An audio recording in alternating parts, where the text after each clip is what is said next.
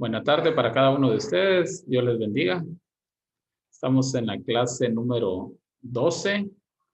Vamos a hablar, ya hemos hablado de GM ya hemos hablado de precisamente sus estadios, lo que él argumentó, opinó y aportó en cuanto al desarrollo cognitivo del ser humano. Hablábamos acerca de las etapas precisamente del ser humano, cómo vamos haciendo esos cambios en cuanto a edades de 0 a 2 años, de 3 a 7 años, de 7 a 11, cómo tenemos ahí ya la capacidad de trabajar en lo formal, ya salir de lo concreto y trabajar en lo formal. Grandes aportes de G.M. Piaget. ¿Sí? Y tenemos ahí, gracias a Dios, pues sabemos que el ser humano eh, está capacitado y dotado de inteligencia, es capaz de hacer muchas cosas, capaz de progresar, capaz de lograr un desarrollo elevado, un coeficiente intelectual muy avanzado. Somos la creación perfecta, somos a imagen y semejanza de nuestro creador, y eso pues nos da esa oportunidad de ser lo que somos como seres humanos. Sin embargo, muchas veces nos quedamos limitados en cuanto al desarrollo. ¿Por qué? Bueno, hay muchas razones. Muchas razones, a veces por cultura, a veces por negligencia, a veces por falta de apoyo, a veces simple y sencillamente están las oportunidades, pero no queremos aprovecharlas. La verdad, así en resumen, todos y cada uno de nosotros decidimos ser lo que somos. Cada uno decide dónde estar, dónde colocarse. Y esa pues es una verdad, puedo llamarle hasta absoluta, porque a veces nos hemos encontrado con personas que no nos imaginamos de dónde vienen, cuáles son sus orígenes, y nos damos cuenta que llegan a ser grandes profesionales, haciendo grandes aportes a la sociedad. Entonces, la verdad es que depende mucho de nosotros. A veces decimos, es que Guatemala, y algunos le dicen Guatepeor, pero es que Guatemala somos cada uno de nosotros, y nosotros, depende de nosotros si queremos que mejore nuestro país. Jean Piaget, Paulo Freire y tantos pensadores que colocan su teoría pedagógica, la cual hace que nos salgamos de una educación tradicional y que aparezca esa escuela nueva, que aparezca el constructivismo y que el aprendizaje sea parta de conocimientos previos, que el aprendizaje sea significativo, donde deja el educador de ser el protagonista de la educación y vamos colocando al educando. Cuesta muchas veces entender y aceptar los cambios positivos, pero ya es tiempo que cada uno de nosotros decidamos optar siempre por los cambios positivos y que apoyemos a las nuevas generaciones para que tengan una visión, tengan un objetivo claro de lo que pretenden ser, y que cada una de estas corrientes educativas contemporáneas pueda servir como complemento para encontrar precisamente eh, esa dirección que nos encamina a el desarrollo, al progreso. Vamos a compartir la pantalla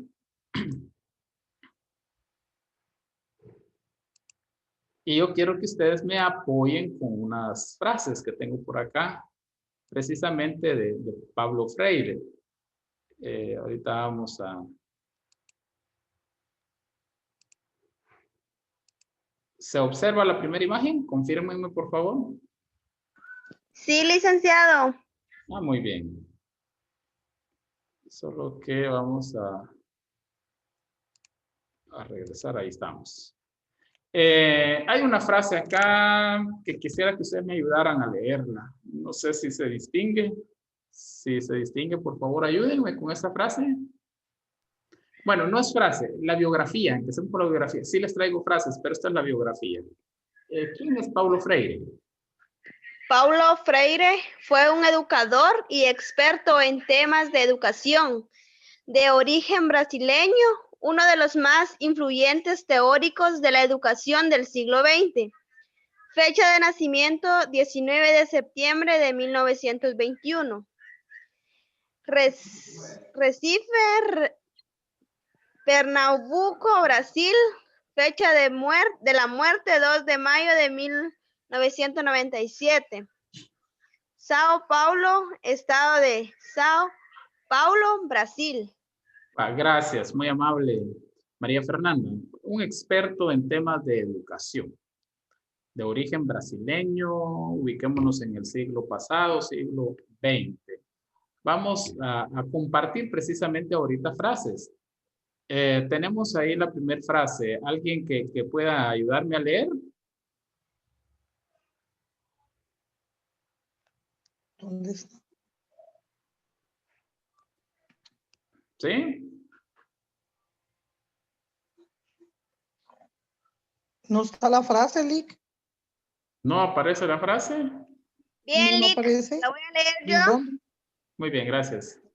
Enseñar no es transferir conocimiento, sino crear las posibilidades para su propia producción o construcción. Gracias. Pablo Freire. Gracias, muy amable. Enseñar no es transferir conocimiento. No, eso no es enseñar. Sino enseñar es crear las posibilidades para su propia producción o construcción. No demos y punto. No. Hay que crear las posibilidades acompañadas con oportunidades para que sea el educando que pueda construir su propio aprendizaje. Realmente acá nos está diciendo, salgamos de la escuela vieja y vayamos y adaptemos a un mundo que está dando giros de 360 grados. Vayamos y expliquemos, claro. Ayudémosle a crear las posibilidades, las oportunidades, pero dejemos que él construya su propio aprendizaje significativo. Vean el pensamiento, interesante lo que dice Pablo. Siguiente imagen, ¿qué dice? La educación no cambia el mundo, cambia a las personas que van a cambiar el mundo. Interesante. La educación en ningún momento cambia el mundo. ¿Qué es lo que hace la educación entonces? Cambia a las personas y estas personas son aquellas encargadas de cambiar el mundo. ¿Cómo está el mundo? ¿Cómo está la humanidad? Alguien me pudiera decir, hecho un desastre. Bueno, alguien pudiera ser más positivo y decir con mucha innovación tecnológica, especialmente en lo que es lo digital. Bueno, realmente esto es gracias a la educación que se ha recibido, que hemos impartido, que hemos compartido, que hemos socializado, porque son las personas las que cambian el mundo, cambian la sociedad. Y este no es un cambio mágico. Este no es un cambio, yo entro a la universidad y ya cambié y voy a cambiar a los demás. Esta es una decisión que cada uno debemos de tomar. una decisión muy personal de ser transformados, de tener un cambio, pero no es nada mágico. Nosotros tenemos una gran responsabilidad. Vamos con otra frase por acá. ¿Qué dice la siguiente frase? Nadie educa a nadie. Nadie se educa a sí mismo. Las personas se educan entre sí con la mediación del mundo. Qué bonito, ¿no? Interesante. Nadie educa a nadie. Nadie se educa a sí mismo. Y entonces, ¿qué pasa? Es que las personas se educan entre sí. La educación es de doble vía. De doble vía. Nosotros no tenemos como docentes la enseñanza absoluta. El docente debe de tener la capacidad de dialogar con el educando. El educando debe de aceptar ese diálogo y juntos construir una verdadera educación. ¿Cuándo funciona la educación? Cuando la educación produce un cambio. Cuando la educación transforma, simple y sencillamente, cuando dejamos de ver o de hacer de la educación algo vertical y decidimos que sea algo horizontal, donde nos podamos encontrar y reencontrar con docente y discente, con el entorno que tenemos y por supuesto lo cultural. Vean que qué interesante. Entonces muchas veces nos equivocamos en gran manera creyendo que quien enseña no aprende. Y eso es falso. Quien enseña, si quiere enseñar bien, también necesita aprender de quien le está enseñando. Tenemos otras frases por acá. ¿Qué dice esta?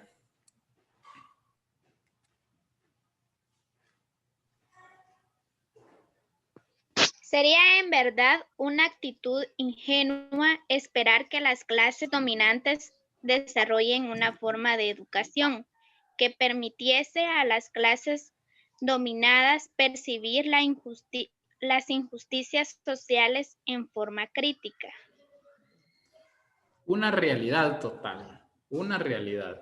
No esperemos nunca. Es que sería una actitud ingenua si nosotros nos quedamos esperando que las clases dominantes desarrollen una forma de educación que permitan que las clases dominadas perciban las injusticias que hacen con las clases dominadas, con las clases sociales. Sucede en nuestro país, se da en nuestro país. ¿Por qué no avanzamos? ¿Por qué no avanzamos en el tema educación? ¿Por qué no avanzamos en cobertura? ¿Por qué no avanzamos en calidad educativa?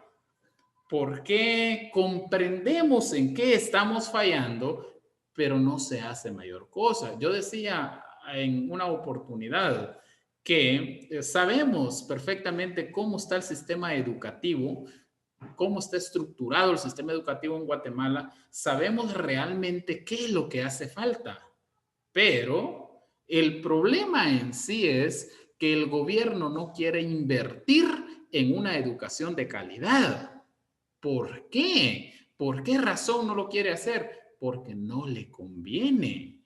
No le conviene. Porque sería una actitud ingenua esperar que esas clases dominantes desarrollen una forma de educación que le permita a esa clase dominada percibir esas injusticias sociales en forma crítica.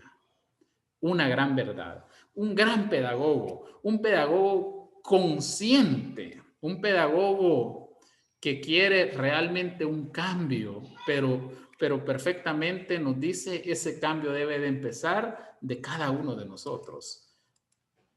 Acá tenemos una frase en portugués, ¿verdad? Y ¿Qué nos dice esa frase en portugués? Nos dice lo siguiente.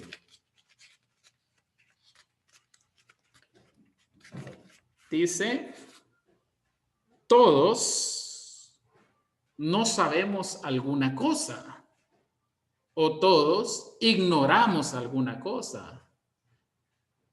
Por eso, todos aprendemos siempre. No todo lo sabemos. Hay algo que no sabemos. Hay más de algo que ignoramos.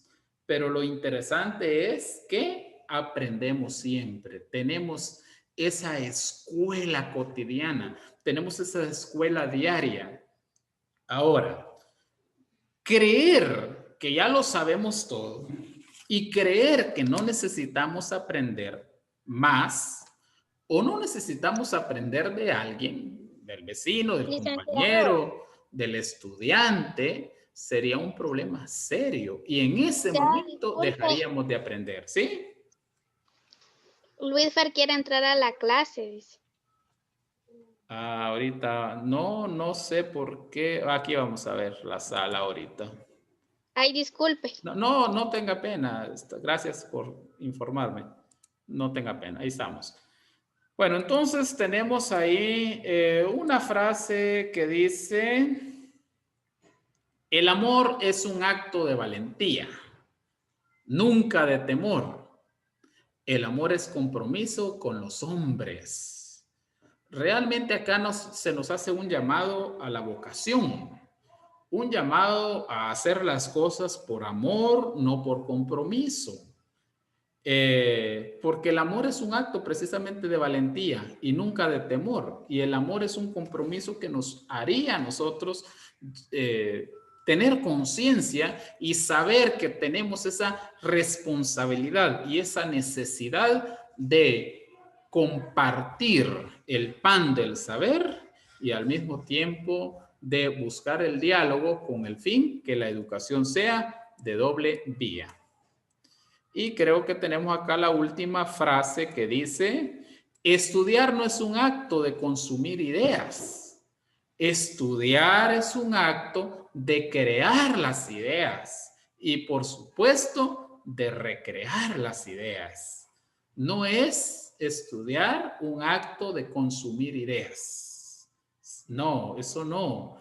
Agarro esta idea, pero hasta ahí y no hago nada. No. Voy a crear ideas, voy a recrear las ideas, voy a imaginar, voy a tener esa capacidad de estar activo para poder mejorar en los procesos educativos.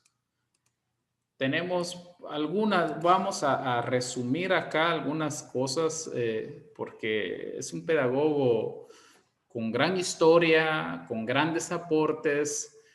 Y tenemos muchas cosas que hablar sobre este pedagogo. Pero creo que por acá hay algunos en espera. Estamos. Bueno, entonces la pedagogía es una de las pioneras en provocar una nueva mirada a la educación. Y sobre todo, Paulo Freire hacía énfasis en una sociología crítica, en una sociología sin distinción de sociedades, sino que una sociología crítica, donde todos tengamos esa oportunidad de hacer aportes. Se plantea la necesidad de entender conceptualmente qué significa, por ejemplo, la criticidad, y estamos hablando de esa capacidad de mirar al mundo desde una posición como humanista, crítica y sobre todo solidaria. ¿Para qué educar? Bueno, es una gran pregunta. Podemos dar una serie de respuestas. ¿Para qué educar? ¿Para qué? ¿Para conseguir un trabajo? ¿Para obtener un título? ¿Para qué educar? ¿O queremos educar porque queremos una sociedad distinta? Queremos una sociedad crítica, sobre todo humanista, sobre todo llena de valores, de principios. ¿Para qué educar? es que al educar, entre más eduquemos o entre más seamos educados, debemos de ser más humildes, más sencillos, más inteligentes, más sabios, más sabios. No al revés, no dominante, prepotente, no orgulloso, no humillando a los demás. Esa no es la verdadera educación. Educar transforma y transforma para bien.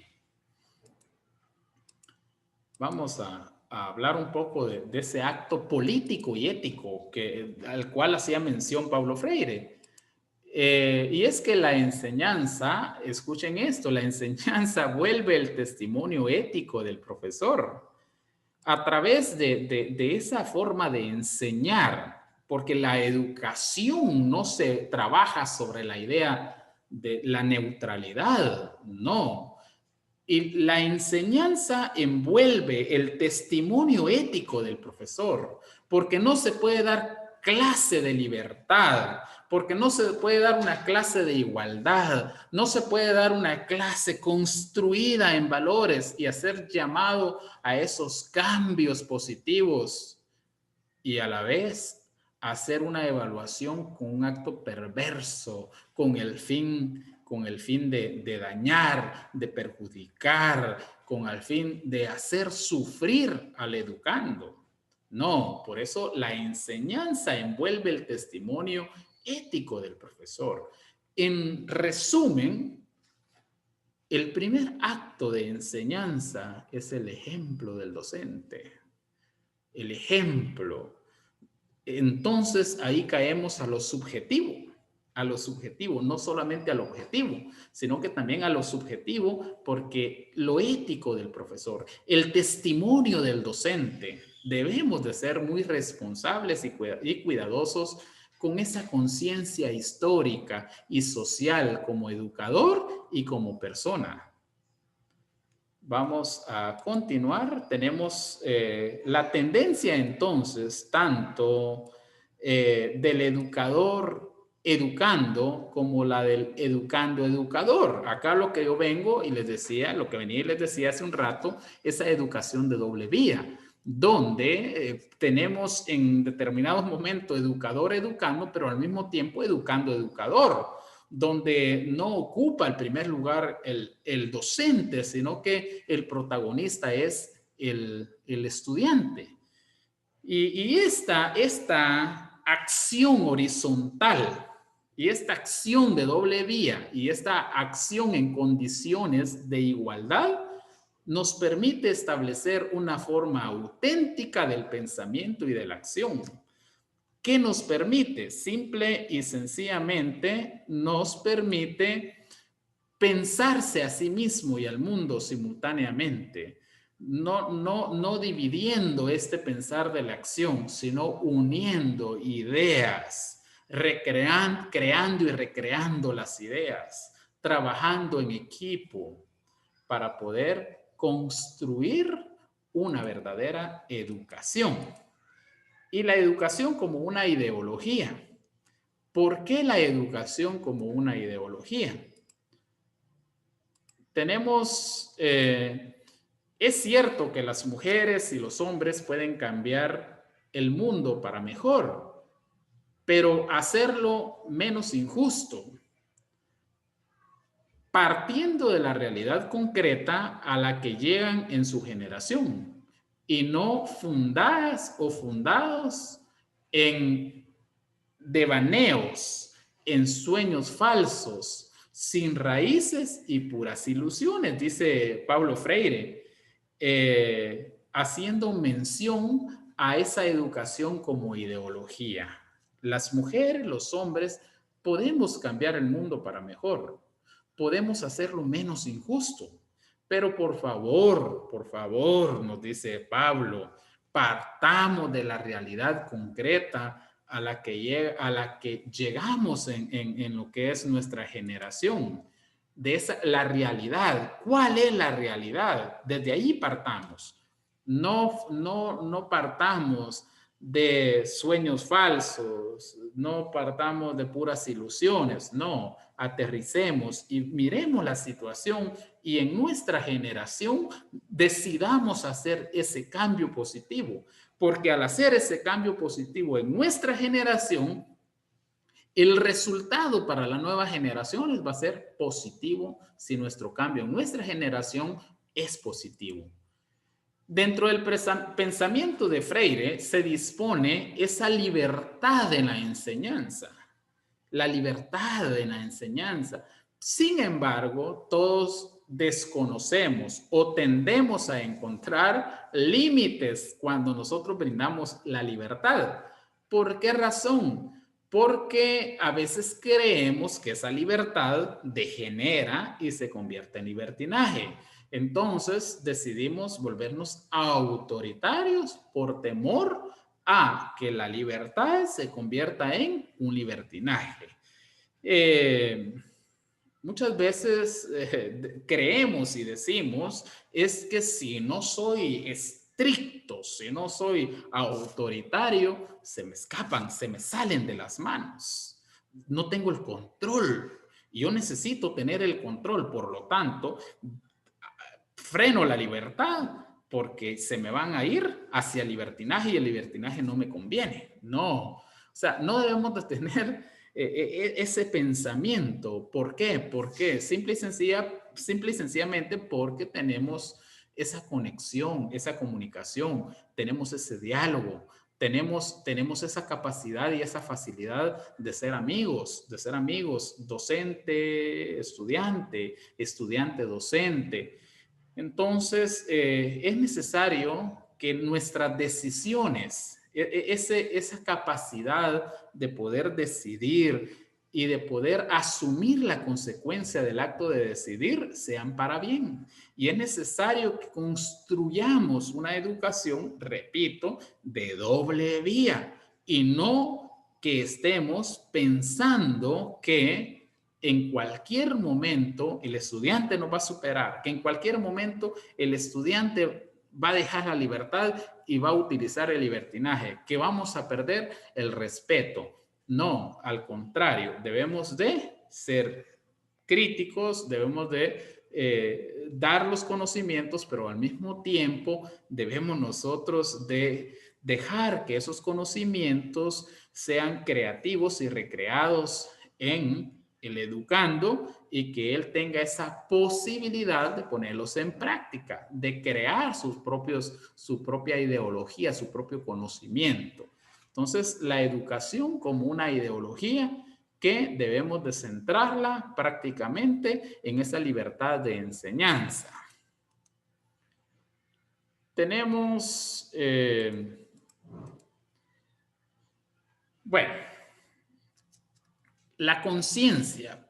Paulo Freire nos invita mucho y nos hace mención en muchas oportunidades de ser una persona consciente y que la educación se encuentra en nuestro propio contexto y en nuestro propio quehacer político.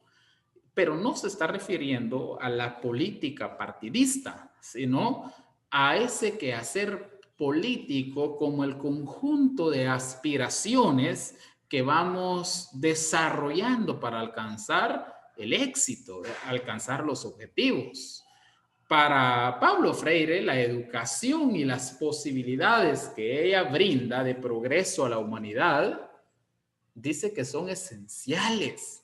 Pero ¿para qué son esenciales? Simple y sencillamente son esenciales para la emancipación de las personas y, por supuesto, para su inserción en las sociedades. Pero en unas sociedades, ¿cómo? No injustas, no unas sociedades dominantes, prepotentes, sino la inserción en las sociedades, pero unas sociedades más justas, donde la educación no sea libresca, sino que tenga sentido lo que se pretende dentro del aula con la realidad que está fuera de ella. Simple y sencillamente, si somos pedagogos, tenemos una gran responsabilidad. No somos parte de la sociedad que solo es un espectador, sino que somos parte de la sociedad fundamental que está preparando generaciones y que nuestro testimonio ético va a servir para varias generaciones, va a abarcar varias generaciones. ¿Es bonito ser parte de la pedagogía? Sí. ¿Es una responsabilidad que debemos de llevar de forma autoritaria? No. Es una responsabilidad que debemos de llevar con amor. Saber que podemos hacer algo en favor de las sociedades, de las futuras generaciones, es algo que debe de llenarnos de satisfacción. Saber que podemos trabajar con la realidad, con lo cultural, con el contexto, con el hacer político, es una bendición. Tenemos recursos a nuestro alcance. Es cuestión de que nosotros decidamos apoyar ese proceso educativo y recordar que la educación no cambia al mundo, sino que la educación cambia a las personas y estas personas son las que van a cambiar ¿a quién? Al mundo, precisamente. Entonces, yo anoté algunas cosas importantes, por ejemplo, que Paulo Freire fue un pedagogo importante del siglo XX en América Latina, ya hacíamos mención que del Brasil, pero él inaugura la pedagogía crítica y él separa las sociedades en dos, las oprimidas por un lado y las opresoras por otro lado.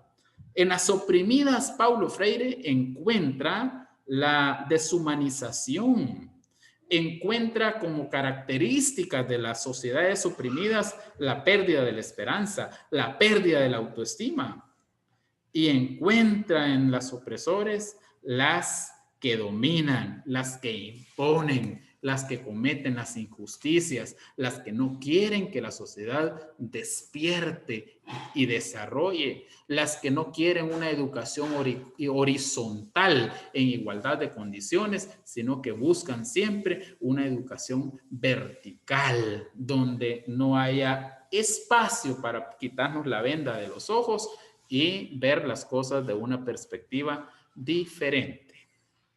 Hay mucho que hablar. Yo quise primero hablar y luego dar espacios. Vamos a Vanessa.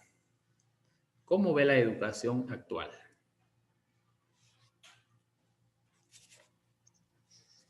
Ay, sinceramente,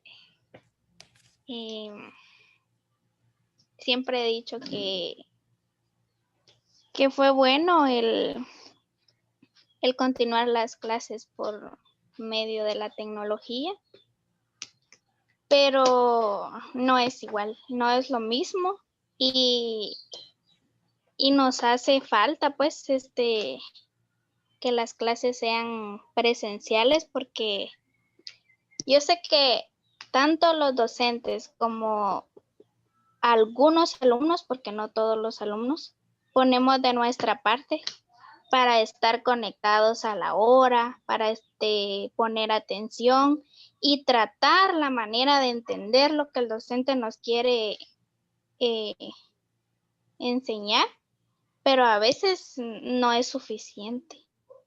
Entonces, yo pienso que en parte es bueno porque nos ayuda a no estar estancados, y por otra parte,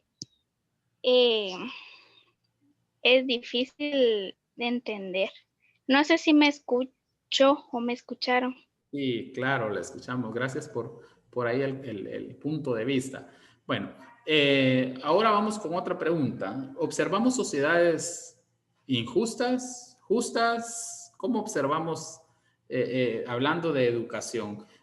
¿Observamos sociedades egoístas o sociedades que quieren unirse y buscar la educación de calidad? Quien quiera responder.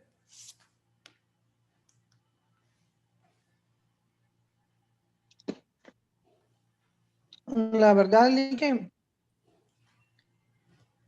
para mí que mucha de la educación todavía es opresora. Quizá no porque, mire, hay educadores excelentes que tratan de hacerla distinta para que podamos, como dice, insertarnos al desarrollo.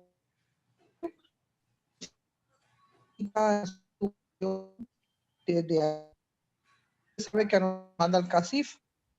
Y al CACIF y a los grupos poderosos no les conviene que nuestro país tenga una educación, como dice Freire, nos dividió en dos sociedades, en las opresoras y en los suprimidos, y sí, somos una sociedad suprimida, porque si usted se da cuenta, el hambre, hay mucha gente que aguanta hambre, no tiene para comer, mucho menos para ir a la escuela. Tiene que trabajar desde niño porque tiene que ayudar a mantener hermanitos o conseguir su propia comida. Entonces, estamos en una sociedad injusta. Por lo tanto, no hay igualdad de oportunidades. Los que